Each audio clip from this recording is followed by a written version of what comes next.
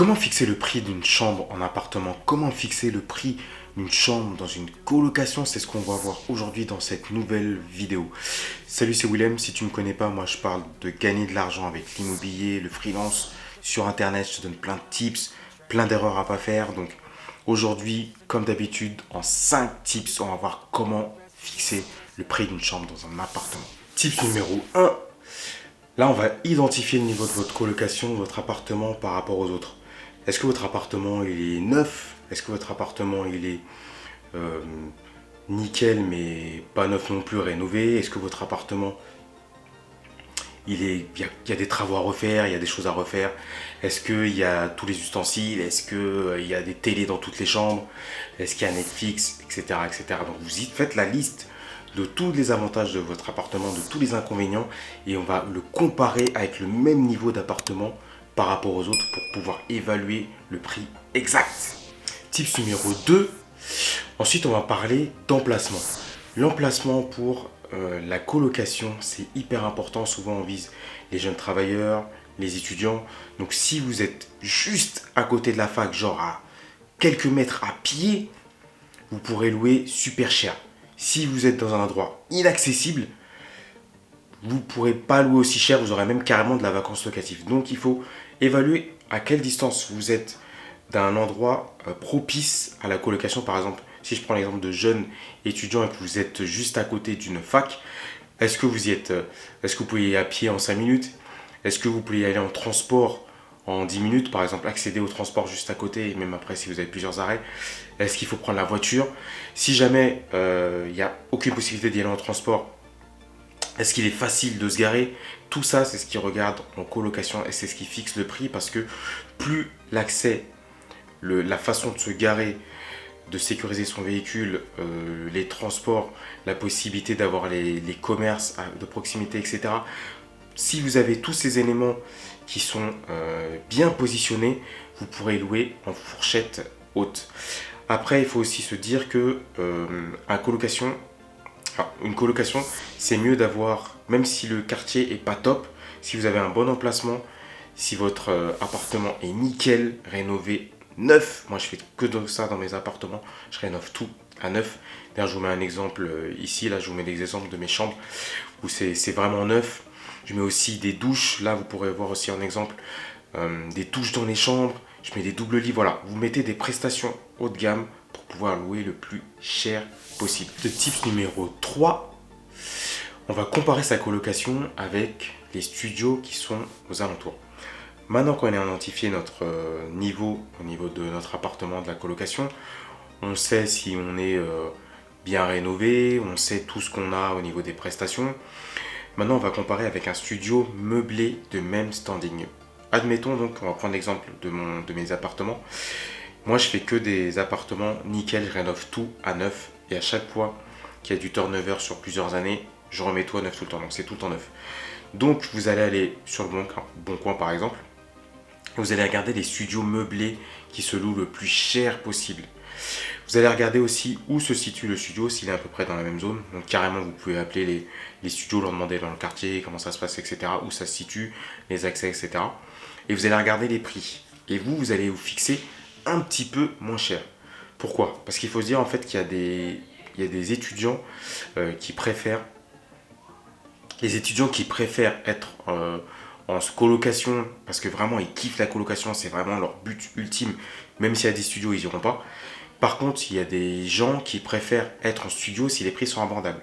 Donc souvent, je ne vais pas dire qu'ils vont en colocation par défaut, mais s'il y a des studios au même endroit, aussi bien placés, meublés, nickel, potentiellement ils peuvent aller dans le studio. Donc pour prendre aussi ce marché-là, donc des gens qui vont en studio et qui ne sont pas au départ pour la colocation, puisqu'ils y vont par défaut, il faut que vous soyez compétitif au niveau des prix, donc un petit peu moins cher par rapport à ces studios-là, pour pouvoir aussi capter tous ceux qui n'iront pas en studio parce que c'est trop cher. Ok, on va prendre l'exemple. Si je prends un studio par exemple à 600 euros, toutes charges comprises, il faut savoir qu'après lui, il aura les charges de copro, il aura l'électricité, mais bon, ça il ne va pas calculer, il ne s'en rendra pas compte. Donc vous mettez un petit peu moins cher, 550. Voilà, dans ces prix-là, pas aussi cher, mais un petit peu moins cher. Et vous vous expliquez bien que vous, tout est compris dans les charges. Si vous lui laissez à la charge de l'électricité, enfin si vous laissez au locataire le fait de payer l'électricité, vous faites un calcul, vous anticipez, vous faites une moyenne, mais il faut qu'en fait la globalité soit un peu moins chère que le studio, qu'il y trouve un avantage de venir en colocation. Okay, ce type numéro 4, on va comparer le prix avec les autres colocs. Donc là, vous regardez, pareil sur le bon coin, vous regardez toutes les colocs et vous allez trier par le plus cher. Moi, c'est toujours ce que je fais, je me mets toujours en fourchette haute. Vous triez par le plus cher et vous regardez, pareil, les appartements du même standing qui proposent exactement les mêmes prestations. Vous regardez par rapport à l'emplacement, très important. Carrément, vous pouvez les appeler, voire leur demander, etc. Vous ne dites pas que vous êtes investisseur, forcément. Et vous regardez, par exemple, une colocation qui, par exemple, un appartement de 60 mètres carrés, 3 chambres. Est-ce qu'il y a des télés dans toutes les chambres? Combien il y a de frigo? Est-ce qu'ils ont un salon? Parce que moi, je faisais cuisine ouverte sur le salon. Est-ce qu'il y a un salon dédié? Est-ce qu'il y a un extérieur? Est-ce qu'il y a une cave? Est-ce qu'il y a un parking? Est-ce que le bus est juste à côté? Voilà, vous comparez un appartement vraiment de même standing. Et si vous avez des prestations supérieures, vous mettez un petit peu au-dessus. Si vous avez des prestations équivalentes, vous mettez un petit peu au même niveau ou un petit peu en dessous. Donc vous prenez un grand nombre d'échantillons, pas mal d'appartements pour avoir le prix le plus correct possible, mais vraiment vous fixez, vous regardez la concurrence clairement et vous fixez dans la moyenne pour connaître le prix. Ça va vous donner un bon indicateur de ce qu'il fait déjà. Et si vous cumulez ça avec la partie studio où vous mettez juste en dessous et les appartements qui existent déjà où vous mettez dans la moyenne par rapport au même type d'appartement qui a la même type de prestation, là vous pourrez calibrer votre prix au plus juste. Et le plus important, comme je vous l'ai dit, moi je fais que des rénovations neuves, que des choses neuves. Donc là je vous remontre à un autre appartement, voilà, une autre chambre que j'ai l'habitude de faire neuf. Mais vraiment, mettez-vous au-dessus au niveau des prestations, des travaux, de ce que vous fournissez. Bon, moi une télé dans chaque chambre, pour moi ça sert à rien, parce qu'ils ont tous des tablettes, etc. Mettez-vous au-dessus au niveau des prestations, comme ça vous n'aurez pas à vous dire, oh là là, mais comment je vais faire pour fixer le prix? Je peux pas mettre cher, etc. Si vous faites des trucs neufs, nickel, vous respectez la loi, au moins 9 mètres carrés dans les chambres. Fournissez tout le nécessaire au niveau du mobilier, le locataire n'a pas à se demander, il faut que je ramène ceci, cela. Vous pourrez toujours mettre le prix au-dessus par rapport à vos concurrents et vous serez tranquille à ce niveau-là.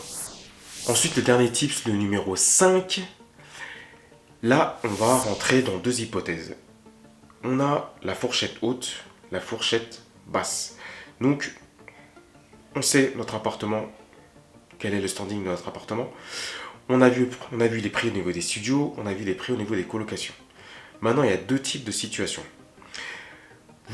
Moi ce que je fais, la situation risquée, c'est-à-dire que mon appartement, il est nickel, il est neuf, il y a tout ce qu'il faut, il y a même plus qu'il faut, au-delà de ce qu'il faut, et je me mets en fourchette haute, d'accord? Parce que j'ai comparé les autres appartements, je fournis plus de prestations, je peux me mettre en fourchette haute. Ce qui veut dire qu'il y a plus de risques au niveau de la vacance locative, parce que on peut rater des colocataires qui ont un budget un peu moindre et qui vont se dire c'est trop cher, je vais aller ailleurs, etc., etc. Même s'ils ont beaucoup moins de prestations, parce que quand les gens sont étudiants et qui ne sont pas des parents qui en seront riches, leur but c'est de payer le moins cher possible. S'ils ont nécessaire, quitte même à aller des fois dans des colocs pourris, donc je ne vous recommande pas de faire des colocs pourris, voilà, vous allez rater ce genre de locataire. Donc ça c'est un risque. Moi c'est le risque que je prends personnellement. Et vous pouvez prendre ce risque quand vous avez acheté très très bas au prix du marché. En fait ce que je fais, c'est que moi je prends ce risque parce que j'ai des différés en général de 2-3 ans. Donc je paye que dalle, je paye les intérêts ou vraiment que l'assurance. Ce qui fait que pendant 2-3 ans, je peux tester le marché, tester mes prix, vérifier si j'ai trop de vacances locatives et ajuster après les 2-3 ans et voir ce qui se passe. D'accord? Donc voilà, vous pouvez vous mettre en fourchette haute si vous avez bien acheté et si vous avez vraiment des prestations haut de gamme. Après, vous avez la fourchette moyenne classique et fourchette basse. Dans cette fourchette-là, en fait, vous vous dites, ok, soit j'ai pas des prestations hyper nickel, hyper neuves, etc. Soit je veux pas me prendre la tête avec la vacance locative, je veux être sûr de louer, je veux pas faire plein d'allers-retours, etc. Je veux pas me prendre la tête avec ça, je veux être serein. Donc là, vous mettez dans la moyenne des prix, même si vous avez des trucs nickel, comme ça, vous serez sûr de louer. Après, il faut faire gaffe que si vous n'êtes pas cher, En fait, le prix en fait fait une sélection naturelle, on va dire entre guillemets, mais ça veut rien dire parce que il y a des gens qui ont beaucoup d'argent qui vont pas payer, voilà. Mais ça fait un filtre, l'air de rien, malheureusement ou heureusement, je ne sais pas. Mais ça fait un filtre quand même. Donc voilà. Si vous faites en fourchette basse, mais pareil que vous avez, que vous pouvez vous permettre, c'est que vous avez acheté vraiment bas. Toujours acheter bas, d'ailleurs dans les deux cas. Donc que vous voulez en fourchette haute ou fourchette basse, il faut acheter très très bas au niveau du prix du marché. Comme ça vous permet d'avoir une marge au niveau du prix et de faire des tests. En fait, le but c'est de faire des tests en fait. C'est ça la vérité. On peut pas d'un coup savoir oui le prix c'est ça, le prix c'est ça. Et moi j'arrive à bien évaluer les prix. Si je vais vous donner un exemple de prix que pratique. J'ai des chambres dans le 78 qui sont à entre 628, 658 par chambre, toutes charges comprises. Et la chambre la plus chère est la salle de bain. Donc si vous mettez des salles de bain dans la chambre, vous pouvez maximiser les prix. Si vous avez des lits doubles, vous pouvez aussi augmenter les prix. Et voilà, donc si tout est neuf, si c'est bien placé, etc., etc. Donc il y a des petites choses comme ça qui font que vous pouvez maximiser les prix. Mais voilà, soit vous voulez jouer sécurité, vous êtes tranquille, vous vous mettez en fourchette moyenne classique, moyenne basse, mais là il faut vraiment acheter pas cher du tout, parce que pour que la marge elle soit bien élevée. Soit vous prenez risque comme moi, vous avez un bon différé, vous mettez en fourchette haute, et puis vous testez le marché. Si vous avez trop de vacances locatives, dès que tous vos locataires sont partis, vous remettez un peu plus bas, et vous êtes tranquille. Merci d'avoir suivi cette vidéo, n'hésite pas à t'abonner si tu as kiffé. Je vais faire plus de vidéos sur la colocation si ça t'intéresse, donc tu me dis en commentaire. Récupère des guides gratuits pour la banque, pour te préparer avec la banque, et on se voit à la prochaine. Ciao.